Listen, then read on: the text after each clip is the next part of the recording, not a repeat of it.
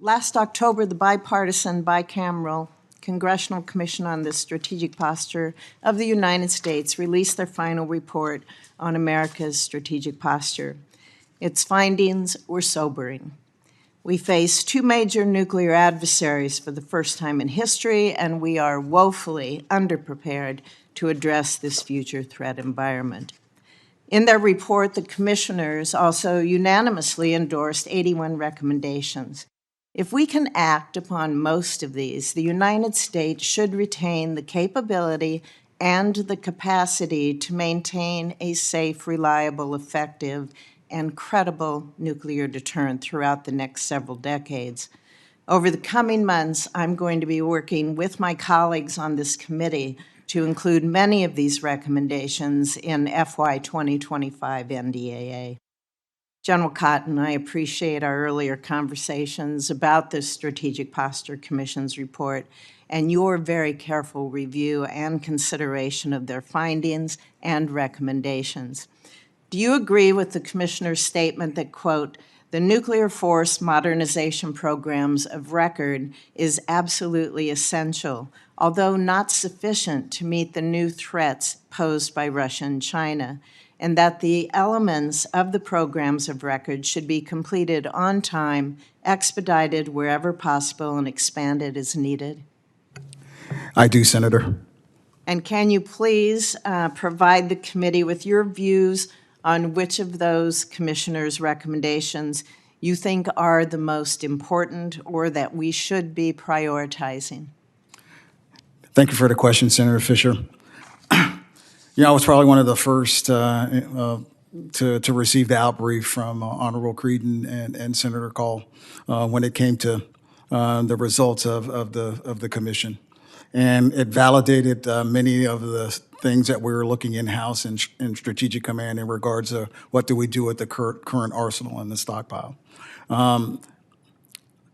I have memorized what I would consider pages 48 and 49 of the commission, which has the 81 recommendations. Of those, I have prioritized what I think should be the things that we get after first. I do believe that we need to take serious consideration in seeing what uploading and remerving the ICBM looks like, and what does it take to potentially do that. I do believe that we need to have a conversation in regards to how do we have, because part of that report also says the importance of having a credible and effective conventional force. Part of that is looking at and ensuring that we have the right long-range standoff conventional weapons as well that can be placed on a bomber as an example. And then the look at what does all legs of the triad look like in regards of capacity, and how can you expand capacity, and how do you build the modernized force that has modularity and where we can always keep pace, as opposed to the current system that we have that it's really hard to do that. You know, Senator King and I often refer to NC3 as the fourth leg of our nuclear triad. And the President's ability to command, control, and communicate with our nuclear forces, that's essential in maintaining that credible nuclear deterrent that we must have. If NC3 fails, then the deterrent fails.